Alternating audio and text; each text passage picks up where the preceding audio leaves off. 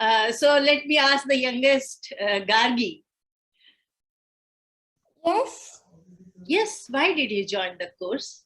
I just wanted to learn what things are with the blood pressure and the circulatory system and lots of doctor stuff. That's right. That sounds like my crowd. Yeah. I think, yes. So there we are. So let us begin with, as we are in GRANITE, let us proceed from known to unknown. So I'm going to take the help of Satish sir in calling you out one by one. You're going to give me one sentence about blood. It can be anything. Like my first sentence is going to be, blood is red in color, right? So this is rapid fire. Second goes to Satish sir. What is your statement about blood? Blood is thicker than water. Yeah, it can be informative, it can be scientific, it can be funny, it can be imaginative. Writers can also pitch in. It can be scientific, but you have to go on fast. Yes, Rebecca? Blood contains red blood cells. Great. Red blood contains red blood cells. Yes. Next. I think Satish, you will have to call out. Ramanan? The cells produce more blood. Cells produce more blood. That is your statement? We will keep it for discussion a while. Right now, we're not going to absorb that. Let us keep it in the side. The next person. Akana J. Ganesh. Blood is mainly made out of plasma. Mainly made out of plasma. That's a very, very correct thing. Yeah. Great. Jyotika? Blood fight germs using white blood cells. Right. Yeah. Yeah. Okay. Blood fights through white blood cells. That's perfect. Next. Mecca? Blood carries oxygen. Wonderful. Okay. Great. And Rishikesh? There are different kinds of blood groups. okay. How many do you know?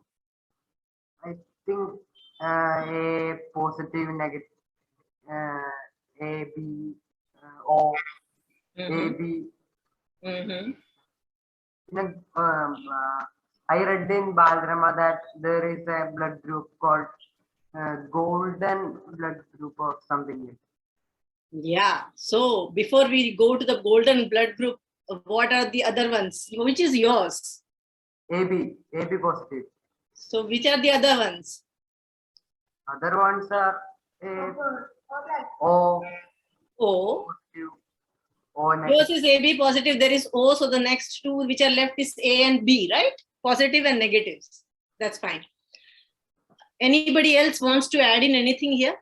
Yeah, so blood is a transportation system of our body. Great. Okay. So that gives us.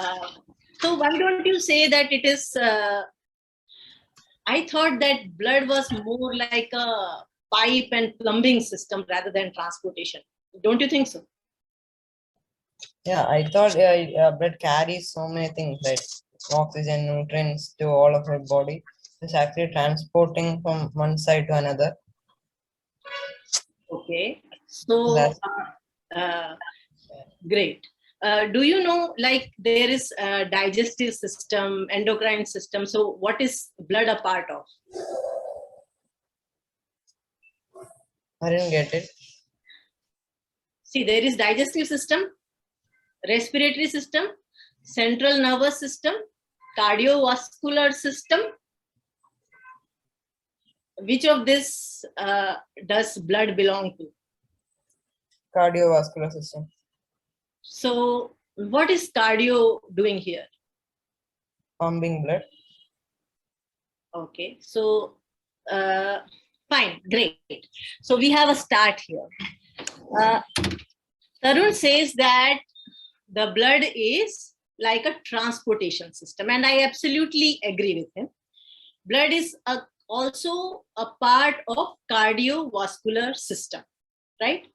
It is also called as circulatory system. Why is it called a circulatory system?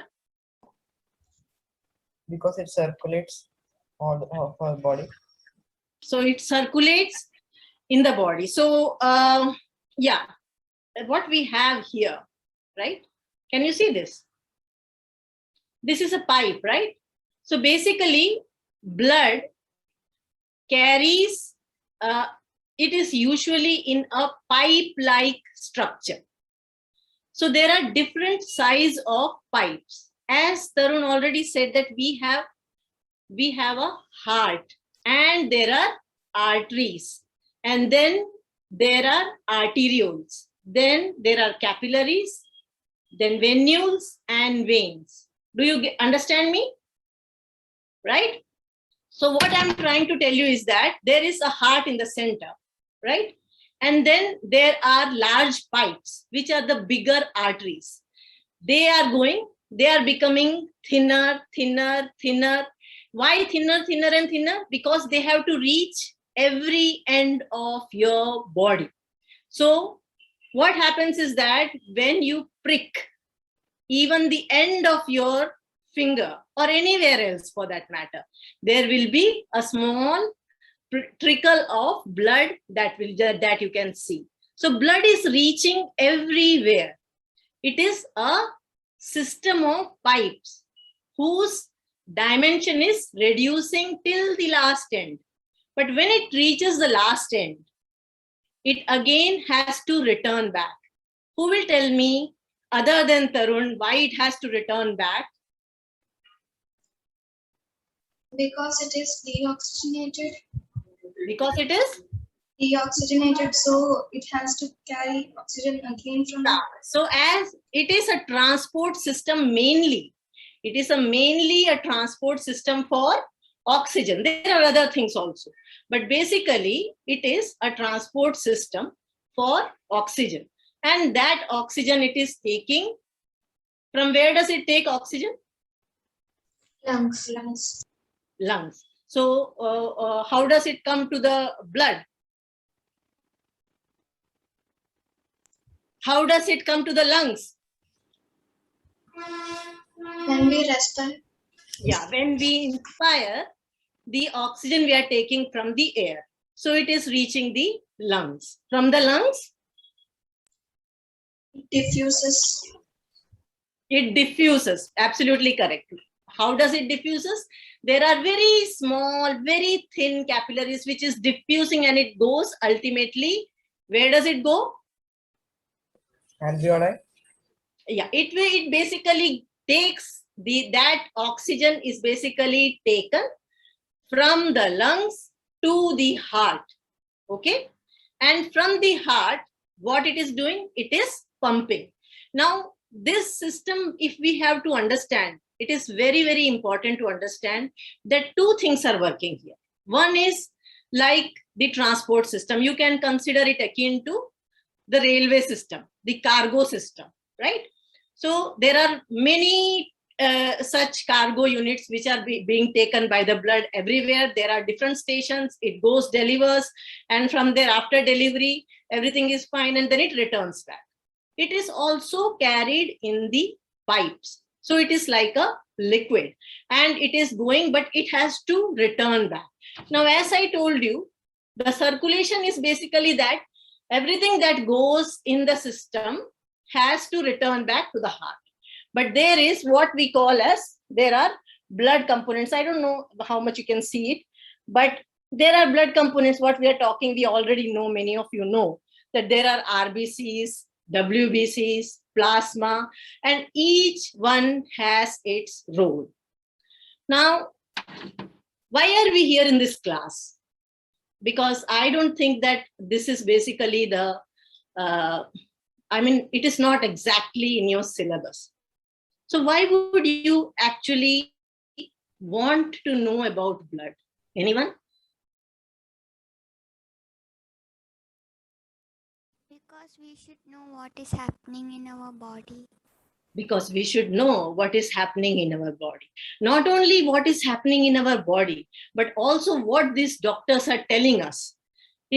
Not only that, what we are actually doing, is that we are going for tests and we get a report, right?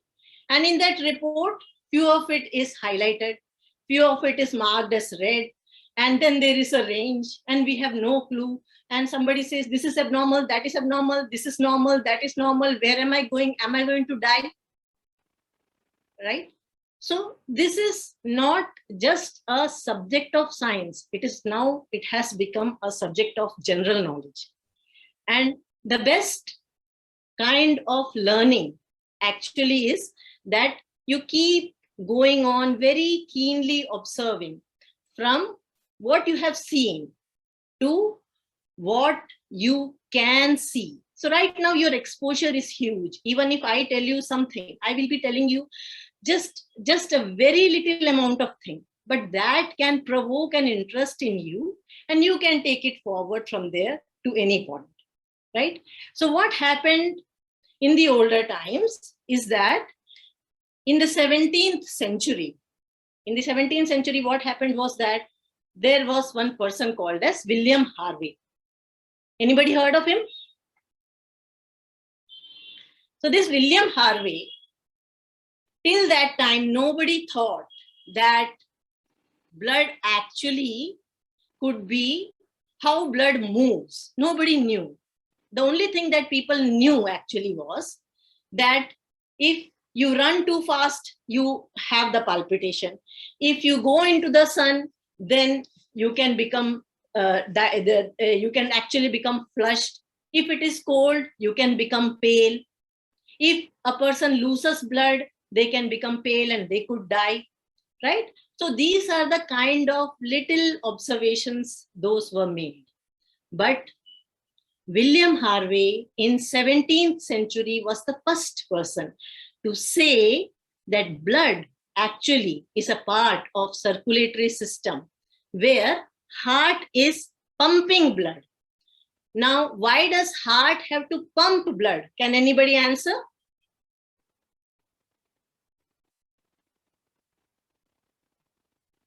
I think they have to push the blood so that it can circle through the body and come back, or else nothing would happen and we won't be there. Absolutely correct. So it is like some kind of a storage which is down in your basement. Water, if you have a water tank, like now you have many people have water harvesting. If it is in the basement or somewhere, it needs to be pumped up, right? It is not something which is flowing from upwards to downwards. It has to be pumped to reach, because as the diameter of those pipes are reducing, so is the amount of push which is needed to reach the end of those arteries and organs needed. You understand that? Great. So I think I will go to my presentation. So that is that. So there is a, just a second. Yeah. So you know this, anybody has heard about Jiddu Krishnamurti? You know, Jiddu Krishnamurti is one of the greatest philosophers of current times. And what he says is that the ability to observe without evaluating is the highest form of intelligence. Can anybody explain what you understand from this sentence? What it is saying, you see, this is a sentence which you are supposed to be observing. The ability, it is a very simple. I think there is nothing, not a single hard word in this sentence. What it is saying is the ability to observe without evaluating is the highest form of intelligence. What is the meaning of that? So the ability to observe. For example, I'll explain it through an example. Yeah, sure. So Alexander Fleming, he is renowned for discovering antibiotics, the first antibiotic. So the way he discovered was a mold fell in his experiment of like in chemicals, and he found out that there is some chemical that comes from this mold that can be used for curing, and he observed it So he is credited for the knowledge of antibiotics. But if he hadn't absorbed it and he judged it like it is useless, it is something that fell, there wouldn't be antibiotics here. And just because he absorbed the mold, which gave the chemical penicillin, he found out antibiotics. If he had judged it just like leaving it away, then he wouldn't have found. So it is the greatest knowledge that a man can possess, like the greatest form of intelligence. So we have to be observant more than judging something or evaluating something. That's perfect. That's as good an understanding as possible. And why I have stopped at this particular sentence, and I want you to kind of ponder over this sentence, is that science is not your Bible or Vedas or Quran. There is nothing fixed about it. In fact, everything is changing every day, right? And the only way, and especially in your times, everything is changing as very, very quickly. So the more you observe without prejudice, without judgment, without assumption, and you keep observing it, looking at it, and then you will reach some kind of such observation which will take you to certain very important conclusions, be it science, maths, literature, your own life, philosophy, psychology, whatever. If you keep prejudice away and observation in, you will be going very, very far. Yeah. So as I said, it was in 17th century that the first time William Harvey was the person who said that this is a circulatory system. Blood is going from heart and returning back to heart. It is taking oxygen, delivering it to tissues and coming back. It is actually transporting very important things to different organs and returning back to the system. It is keeping on in circulation. It is a system of pipes, of course. So do you know how long these pipes can be?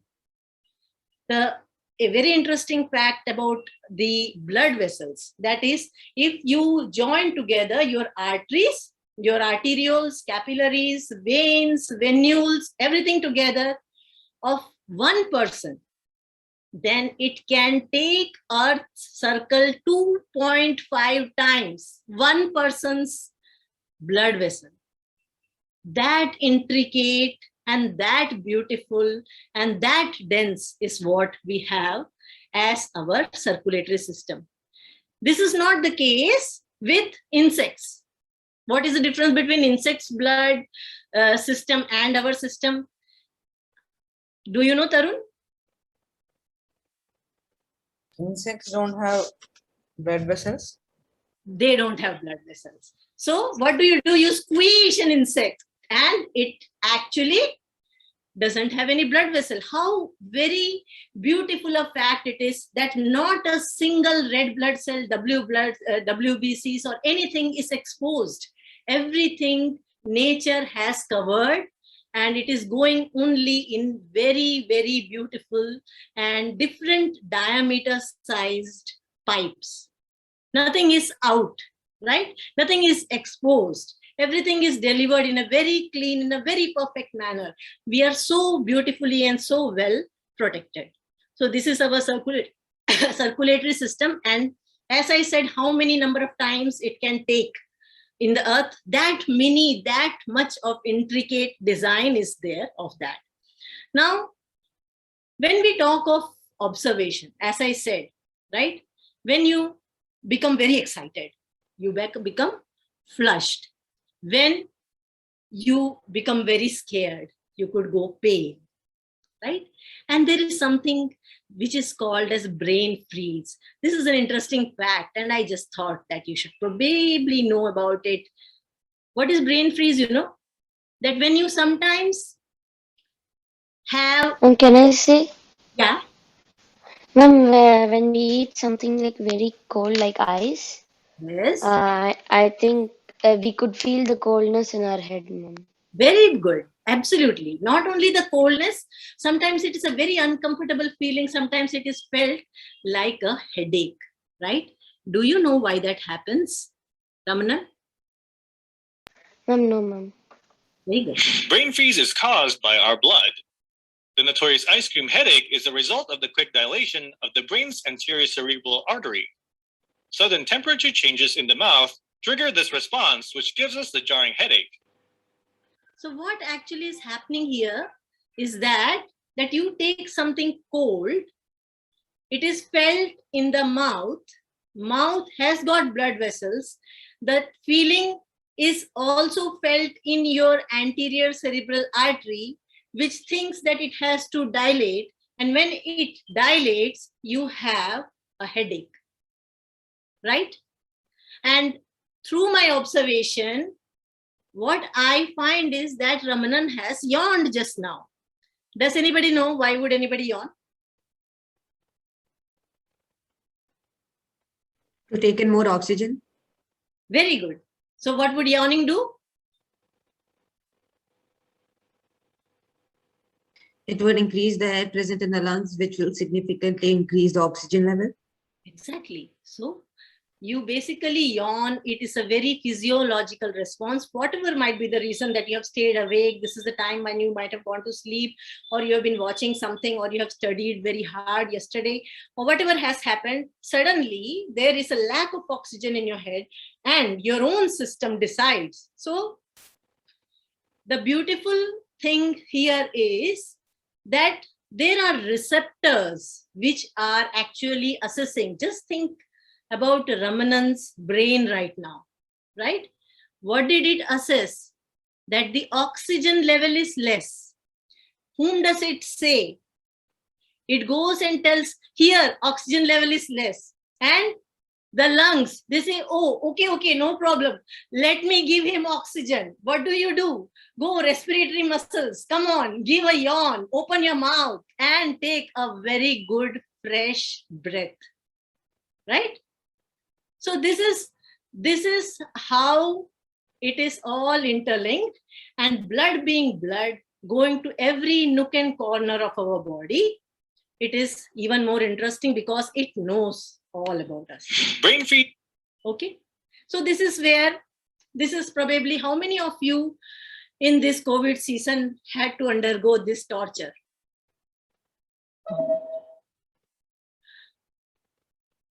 Any one person who has undergone this? Anybody who saw their parents being stuck with this needle? Ma'am, actually, I think the vaccination might have the same thing.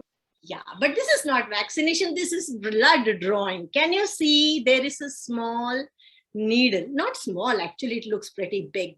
It's inside, right? And blood is being taken out, right? So this is none of you had any kind of such investigation? Seriously? Actually, I got that when I just had a very huge kind of fever. I was feeling very cold even though I had lots of blankets. Yeah. Nobody else? Ma'am, I had COVID. I had to take. Yeah. So what did you see? I mean, this is actually a big thing that they are actually sticking inside your vein, and they find out a vein and they stick it inside. And after that, what do? They take another small tube. And then they make a scientific experiment and check the blood if it is good or not. That's very, very far away. Wow, we are talking about, I'm talking about such very simple things, you know. You stuck in a thing which is only a piston like, and then you have this tube. Can you see this tube? Yeah. And then you stick, there is a small needle like thing which is projecting outside that piston. You put it inside, right? The first time that this big piston with needle is put in, then they put in number 1 vacutainer. Okay. Then they bring number 2 vacutainer. Then they bring number 3 vacutainer. And then they put it there, and before they do all this, they label it very properly and they put it in the bag or wherever and there. You haven't experienced all this? If you haven't, you are very, very lucky. But let me tell you, these are the vacuutainers that we have. Can you see? They're very beautiful, right? How many colors can you see? I can see 4 colors, I guess. But Really? one is white. Now? 5. Okay, that's all right. So there are different colors of vacuutainer. Now, anybody knows why do we use vacuutainer? Was it the method that was always being used, or has it changed? Anybody has any idea? Ma'am, I think it has been changed from the past. We first used some blood, then we used in the microscope. I think we watched from that, then it Yeah, changed. that we do, but for just simple blood collection. What earlier we used to do, when I was a lot more younger than this, we used to go and collect the blood in a big syringe and then put it in these kind of things which used to be smaller. They were not vacuum sealed.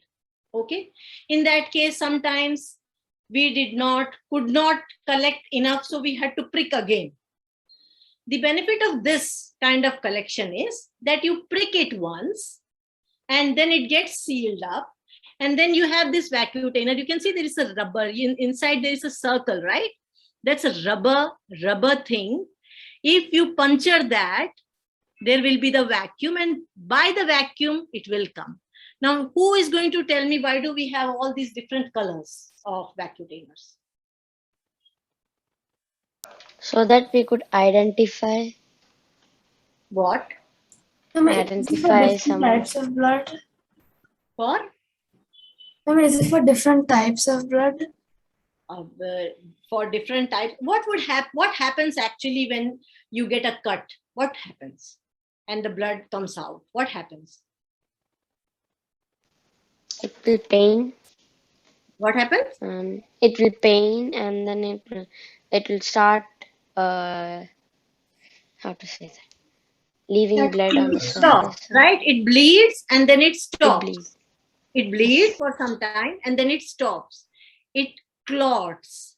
It collects, right? Or you go on bleeding all the time. What happens? What happens once you get hurt? If you have a paper cut, what happens? Don't tell me none of you have had a paper cut also. No. It starts bleeding and after some time it clots. Yeah, after some time it stops, right?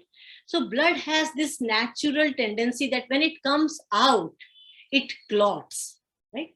And what are we collecting this for? What is the aim of collecting blood? To test for different stuff like platelets and stuff like that. So we want to test for different kind of components that the blood has. Now, when you have these different kind, each has got a purpose. We do not want the blood to clot all the time. There are sometimes we want to find out how the RBCs are. Sometimes we want to find out how the WBCs are. Sometimes we want to find out what all is there in plasma. Is something abnormal going on in plasma? And according to the suspicion of the doctor, right? Like the doctor will say, I want to know what is the hemoglobin, WBC, CRP, HB1AC, thyroid profile, right? And based on that, the technician will select which vacuutainers to use. Okay, so these are the different ones. You can see we have the most frequently used one is EDTA. Okay, that is this violet one. Why? Because this test basically the CBC, all the full blood count, ESR, C3, C4, hemoglobin. So we use a violet or a lavender colored one. For plain thing, where we want that it should be clotting, right? We use a red one. Where we want to measure the glucose value, we use a gray one. So as you see that there are different colors of vacuutainers for different purposes. It is a very simple method to differentiate and to make the job of the lab technician and the pathologist simple, and each one has got some different chemical agent. Okay. So for example, in the violet one, there is EDTA that will not allow the blood to clot. In the gray one, there will be fluoride that will see to it that the blood glucose level does not change simply because it is in the tube. Similarly, we have the black one where we need, where it will be filled in a more quantity. So different types of vacutainers are there to collect for different kind of tests. So, but you can see this is about how much? How much amount can come in this? Anyone? Any guess? Wild guess? 10 to 5 ml. Yeah. So it is like at least 5 ml, right? And 5 ml blood would you want to collect from a baby? They are very, very thin. So for that, we have got something much smaller. Okay. So we will be doing. Now, once this blood is collected, what happens to it? Who is going to tell me? What do you do once you have collected once the lab technician has collected your blood? It goes to the lab. Any idea where it goes and what is being done to it? Test. Being tested and being tested from professional doctors or something. Anybody has got any idea that we have to separate something? For some tests, it will put in centrifuge. Very good. So we will, why do you put it in centrifuge? For filtering. For filtering? Anybody else? Why do you centrifuge the blood? What will happen when you centrifuge the blood? What do you understand, Gargi, by centrifuging? What is the meaning of centrifuging? Yes, very good. Please ask me such questions. These are very simple questions I would want to answer. Okay. So basically, centrifuging is moving it in a very circular fashion. We move the machine at a speed of 2000 to 3000 RPM, right? That is rotations per minute. Okay, what happens when it is moving like this? Very quickly something is moving round and round and round and round and round and round and round. What happens? What happens to your mixie? What happens to your juices? Right? What is happening in mixie? That action is what is centrifuging. But in mixie, the speed is far too less than what we use in this machine. And these machines are very, very sensitive. Okay. So let us see. They have collected our blood and then they are taking it and they see it for what? That they have been properly labeled. The blood has not clotted and they put it. This is the centrifuge machine, right? And now in this centrifuge machine, the important thing is that it has to be balanced because we are going to actually rotate it very fast. Okay. So we take it and put it and we see to it that it is balanced. If the number of tubes are less, we might even put an empty tube, but it has to be balanced. Why? Because after doing all this, we close it very nicely and then we run it. Right? This process is called as centrifuging. Just a minute. Just a minute. Little patience if you have to stay.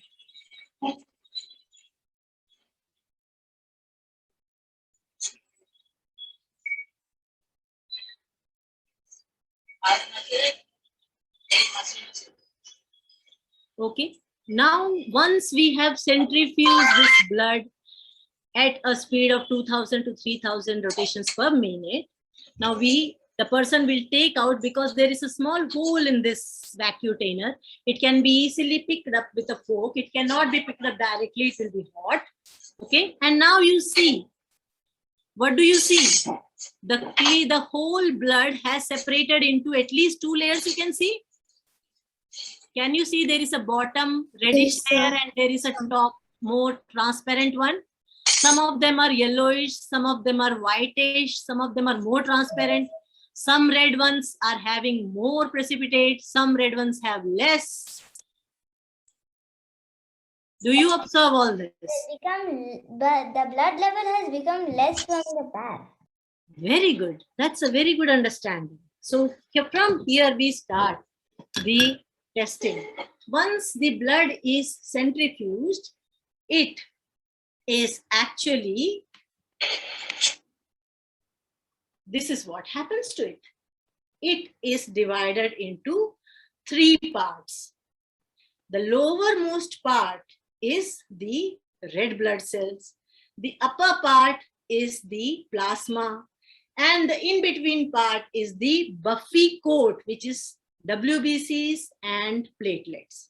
Now, what do you see? That actually these erythrocytes, which is RBCs, are 45%, and 55% of blood is plasma. And do you know that almost 97% of plasma is water? And so what should you be doing? Stay hydrated. Yes. So it's a very common sense advice. You know, if you are dehydrated, your blood volume can go down because, and that is why every time when your parents are telling, please drink water, they are actually, you know, maintaining your blood levels also, apart from so many other things.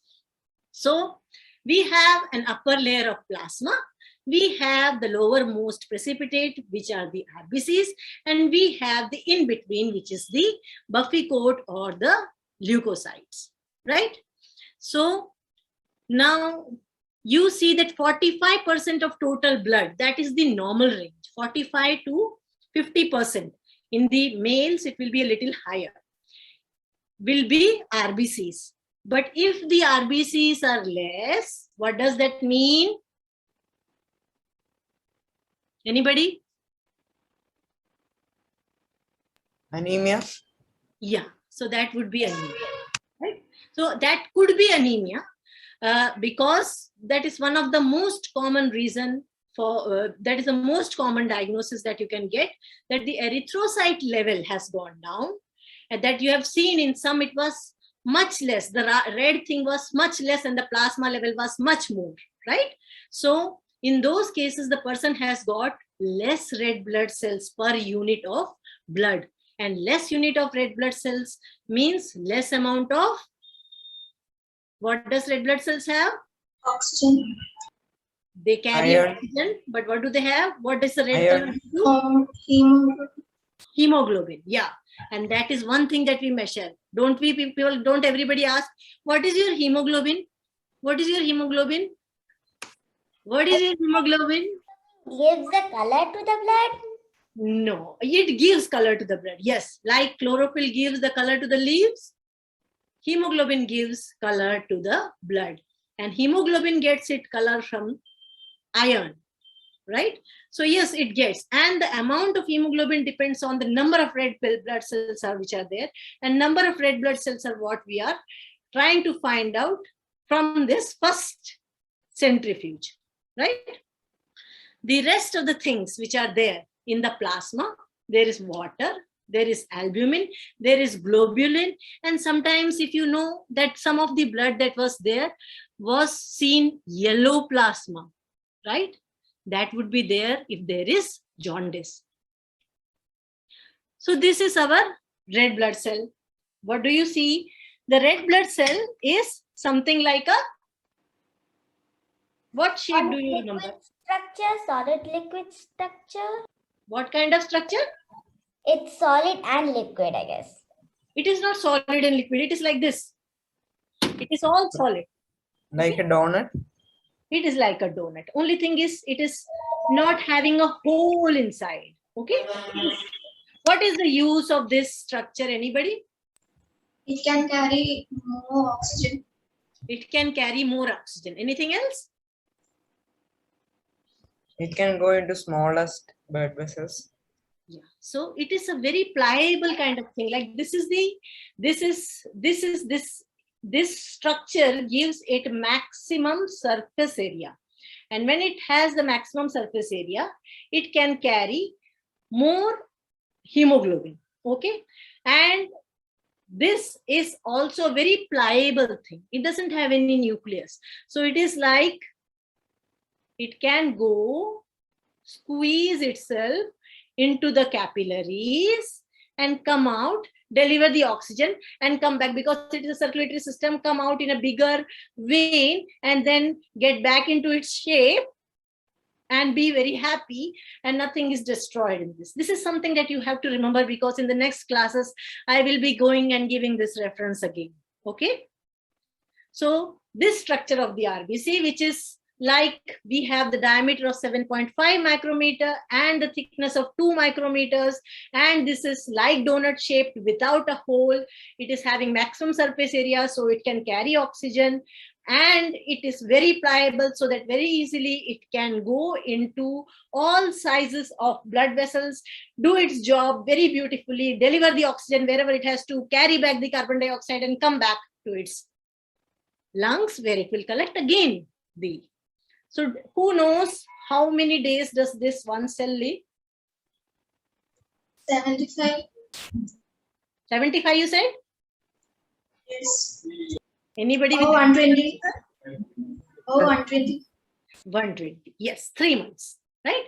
So 3 months is the usual. If it is a healthy, nice RBC, it survives for 3 months. So this is what is there inside a RBC. Inside RBC, like in one RBC, you have 250 million hemoglobin proteins. How many? You have to repeat it inside your head at least, because this is such a great number. You know, one RBC carries 250 million hemoglobin proteins, and each hemoglobin carries 4 oxygen molecules. So every red blood cell carries 1 billion oxygen molecules, and that same number of iron, right? So this one red blood cell will deliver 1 billion O2 molecule, and so many cells you have in your body. How much of blood do we have? 5 liters. 5 liters. Out of this 5 liters, how much RBC we said? That is 45 to 50%. That is 2.5 to 3 liters of RBC we are having. And this 3 liters of RBC, every RBC is giving you 1 billion O2 molecule. So it is a huge amount. The blood is working overtime, so that every possible smallest cell, the farthest of the cell, is oxygenated properly, right? So this hemoglobin is actually made of 2 beta chains and 2 alpha chains. These are the white blood cells. So there are different kinds of white blood cells, as someone already said, that white blood cells are what? They are our body's army, right? Yes. They are standing there. They're only 1%. Only 1% is having your WBCs also and your platelets also. But they are sitting there. What for? That as soon as some bacteria comes, as soon as some fungi comes, the neutrophils will begin and they will fight. If there is a virus, it will be the lymphocytes which will be acting up. If there is some kind of allergen, like you have had an insect bite, then it will be the basophils and the eosinophils. And all the kachra that will be there after cell breakdowns and everything, that will be cleaned up by monocytes, right? So they are doing a wonderful job. So we have RBCs, we have WBCs, and then we have platelets. What is the role of platelets? Clotting. Yeah. Tell me, Rebecca. Clotting of blood. Very good. Actually, it is not clotting. It forms a platelet plug. It is something like when something is bleeding, what do? You take immediately a cotton and you put it there, right? But even that doesn't happen just like that. You can see there are two kinds of platelets here.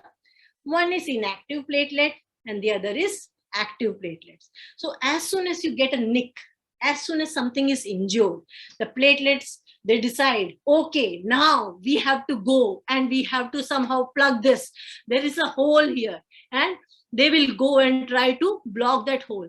And then what they will do? They will just, that's a very temporary kind of action. But from there, the message will go further ahead and they will try to activate the coagulation cascade that we will discuss tomorrow.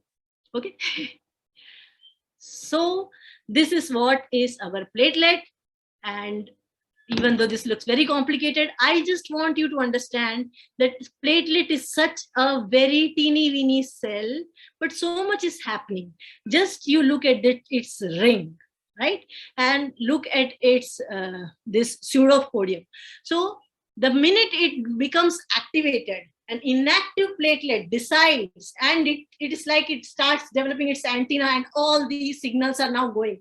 Come on, everybody, get ready. We cannot lose even a little bit of blood.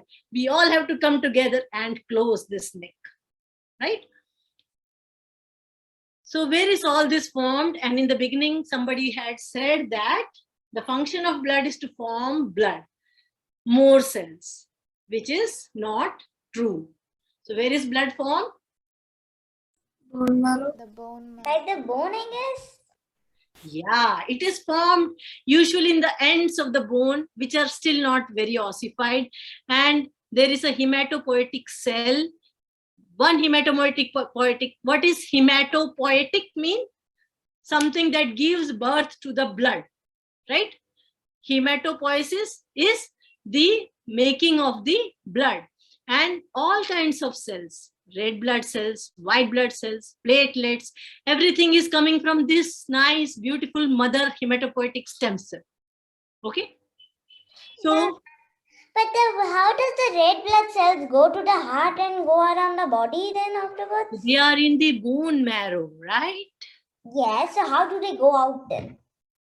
I think this is a more higher level question. We will keep it for tomorrow's class. Gargi? Okay. Very good. So, but one very interesting thing that you would notice here, when the red blood cells are initially being produced, right? They have the nucleus and then they lose it. Okay. Each one is specifically developed and is sent into the circulatory system. Right?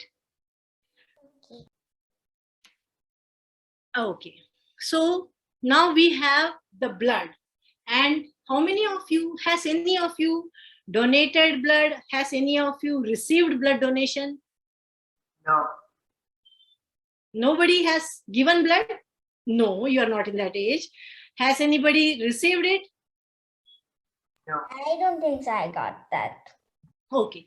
So there is, but do you intend to donate blood? Yes. Donating blood is a very philanthropic gesture, and it is also a very useful thing, because if you donate one bottle of whole blood, right? Earlier, what used to happen was that for any kind of requirement, we only had blood. And whether it was anemia, whether it was any other problem, whether it was a clotting disorder, whether it was a bleeding disorder, we had the whole blood and we would try to give that. But now we have learned how to separate these different components. And that is how we come to red blood cells, fresh frozen plasma, concentrate of platelets, and cryoprecipitate. So for each difficult problem, we have different kind of blood component in the blood cell. Have you seen a report like this? Very good. So this is going to be a homework, right? Number one, not this particular slide is not your homework. Your homework is to find a blood report of your parent or your uncle, auntie, or anybody, and look at what all is being given. For example, here you can see there is WBC, RBC, hemoglobin, hematocrit, MCV, MCH. So become a little familiar, look at it, wonder what is it about, come to different conclusions, so that next time or any time somebody shows up, oh, this is normal, this is abnormal, God knows what is this, I am suffering from this great problem, you would be able to tell them, no, this is just a number, or, oh, you should be really worried about this. So that is one homework. Other homework is that all of you know your blood group. Yes. Yes, ma'am, I know my blood group. And what is that? AB positive. Wow. So you also need to know not only your blood group, but also the blood group of your parents. Okay? I know that also, I guess. Yeah, so that's very good. So what we are going to do is want to find out if there were other brothers and sisters, what all blood groups can they have? And we will also find out how did you get this particular blood group? Could you have any other blood group? What are the different possibilities? So these two things we are going to do. You're going to call it out, or I have time? Satish, I'm asking you. No, that's okay. No problem. So one very small thing that I want to finish my this with today is that we decide the blood group based on antigens. Okay, so you have on every RBC, you have an antigen, right? I'm just hoping that you just assume that these green bulbs are antigen, and we will call it A. Okay, and this yellow ones we will call it B, right? So there are some people who have A antigen and we call them A blood group. There are some who have B antigen, we call them B blood group. And there are some who have yellow and green and we call them AB blood group. So these are what I'm talking about right now is antigens, right? So those who have the A, they won't let the B come in. Those who have the B won't let the A come in. But those who have A and B, they are all right.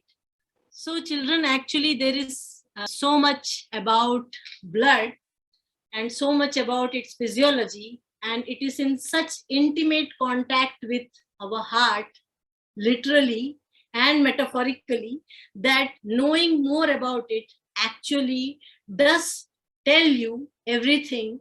So whether it is a doctor, whether it is a pathologist, whether it is a forensic person, whether it is a detective, more or less a lot is revealed about you by blood.